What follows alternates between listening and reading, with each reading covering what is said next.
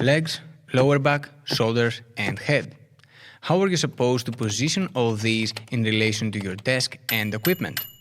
Well, someone has probably told you that this is the right way to sit. But what if I told you that this position is not ergonomic and that it's reasonable you are unable to maintain this position for a long time? A truly ergonomic position is the one that you can easily stay in for long hours with the minimum effort, and this is what I'm going to share with you here in this video.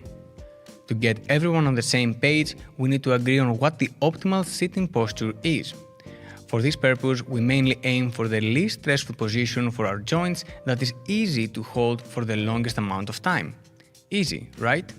In medicine, this safe state for the joints is described as neutral position.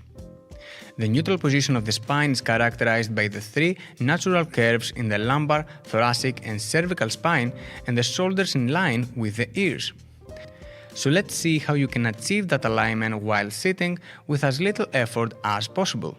Let's break down ergonomic posture into three areas: legs and lower back, arms and thorax, and head and neck.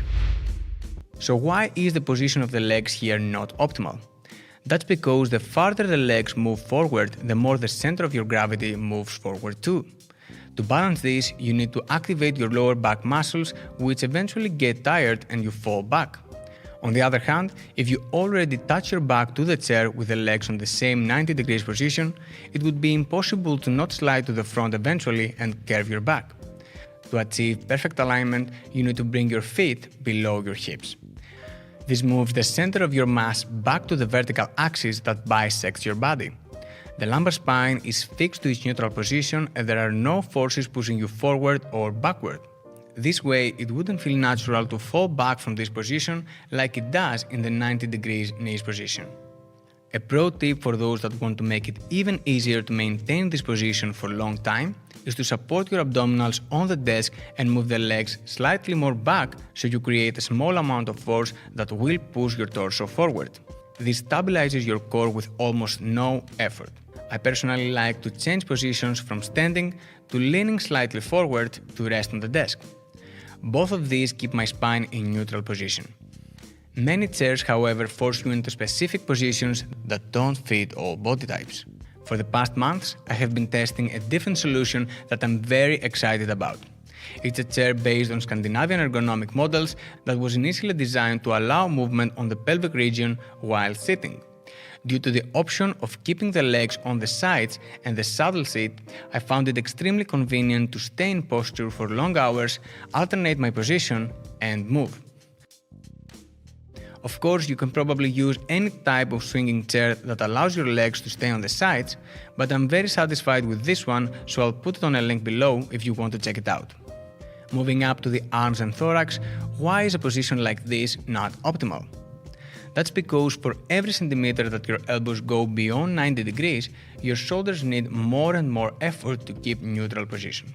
If you reach for your equipment, no matter how hard you try, you will eventually round your shoulders in to assist the movement of your arms.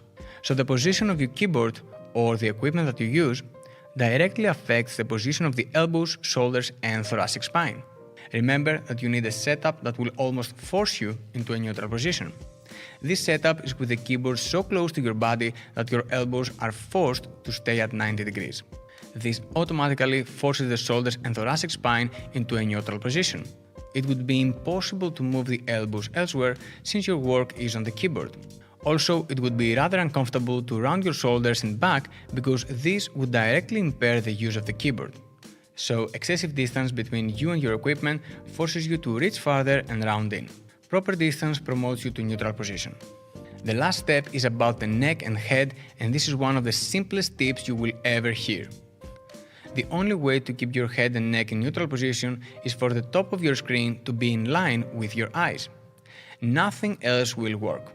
A lower position will lead you to long hours of bending the neck, and for most people this leads to pain and discomfort. If your screen doesn't have this option, use a pile of books like I do. Trust me, this last step is king. It's almost impossible to bend the head to the front since the thing that I'm working on is right in front of me. This forces me into a neutral cervical spine.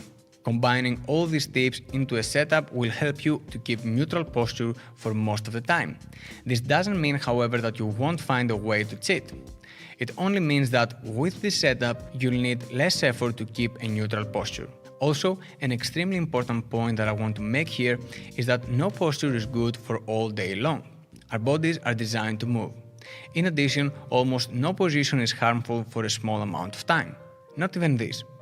You just need a safe and stress-free position to spend most of your time, like the one we just saw, and then alter it with small breaks of movement or other positions that might feel comfortable for some minutes or so. So that